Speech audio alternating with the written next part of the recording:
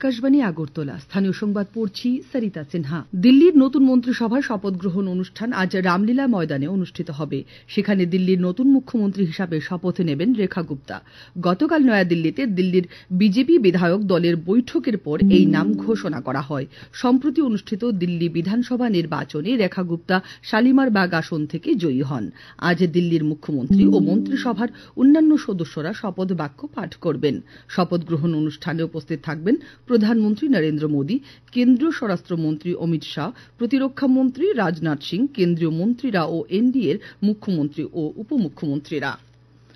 কেন্দ্রীয় স্বরাষ্ট্রমন্ত্রী অমিত শাহের সভাপতিত্বে উচ্চস্তরের কমিটি গত বছর আকস্মিক বন্যা, ভূমিধ্বস এবং ঘূর্ণিঝড়ের মতো প্রাকৃতিক দুর্যোগে ক্ষতিগ্রস্ত 5টি রাজ্যকে জাতীয় দুর্যোগ মোকাবেলা তহবিল এনডিআরএফ থেকে 1,554 কোটি টাকারও বেশি কেন্দ্রীয় সহায়তা অনুমোদন করেছে।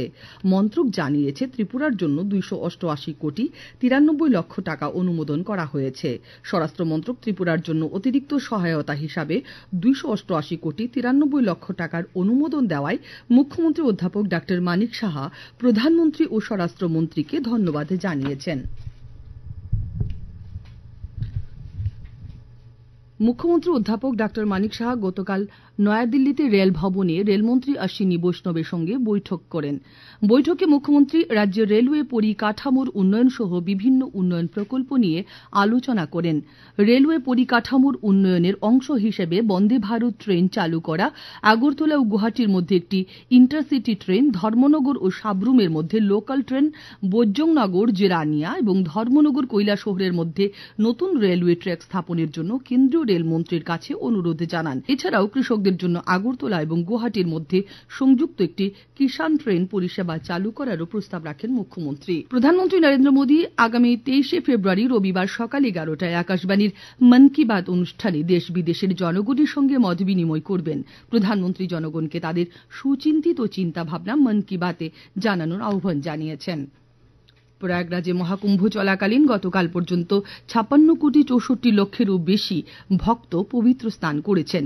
কেন্দ্রীয় অর্থমন্ত্রী নির্মলা সীতারামন, কেন্দ্রীয় মন্ত্রী জিতন রাম মাঝি, কেন্দ্রীয় বিমান পরিবহন মন্ত্রী রামমোহন নাইডু পবিত্র স্থানে অংশ নেন। উত্তরপ্রদেশ কংগ্রেস সভাপতি অজয় রায়, শিবসেনা সাংসদ শ্রীকান্ত সিন্ডে এবং বিজেপি সাংসদ তেজস্বী সূর্য সহ আরও অনেক বিশিষ্ট ব্যক্তি গতকাল মহাকুম্ভে অংশ নেন। কৃষিমন্ত্রী রতনলাল নাথ বলেছেন, বই মেলা জ্ঞান ও মননের মেলা। বইমেলার মধ্য দিয়ে নতুন প্রজন্মকে বই পড়ায় উৎসাহিত করতে হবে।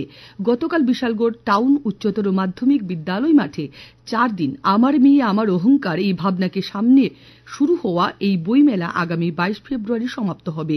এবারে বিশালগড় বইমেলায় Tripura publisher guild, all Tripura book sellers association সহ মোট 18টি বইয়ের স্টল খোলা হয়েছে। 59 জেলার ফটিকরায়ে সরকারি দপ্তরগুলির কাজকর্ম নিয়ে গতকাল এক বৈঠক অনুষ্ঠিত হয়।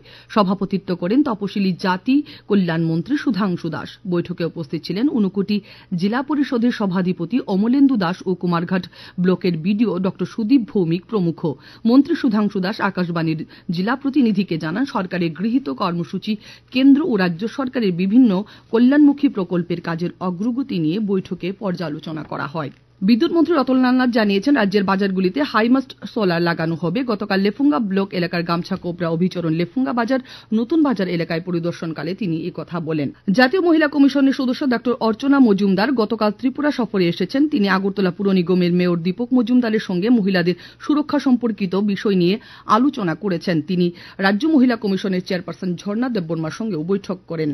কৃষি ও কৃষক কল্যাণ দপ্তরের উদ্যোগে আগরতলা পূর্বাশা প্রাঙ্গণে আয়োজিত কৃষক উৎপাদন মেলা গতকাল শেষ হয়েছে। সমাপ্তি অনুষ্ঠানে উপস্থিত ছিলেন উদ্যান দপ্তরের অধিকর্তা দীপক কুমার দাস, কৃষি দপ্তরের আধিকারিক মানিকলাল দেববর্মা প্রমুখ। প্রথমবারের মতো আয়োজিত এফপিও মেলায় 44টি কৃষক উৎপাদন সংগঠন সহ 89টি স্টল খোলা হয়। এখন আবহাওয়ার খবর।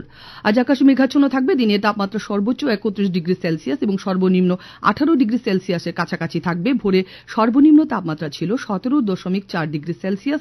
আগামী 24 ঘন্টায় রাজ্যের সব জেলায় বিক্ষিপ্তভাবে বজ্রবিদ্যুৎ সহ বৃষ্টির সতর্কতা জারি করেছে আবহাওয়া দপ্তর। স্থানীয় সংবাদ এখনকার মতো এই পর্যন্তই।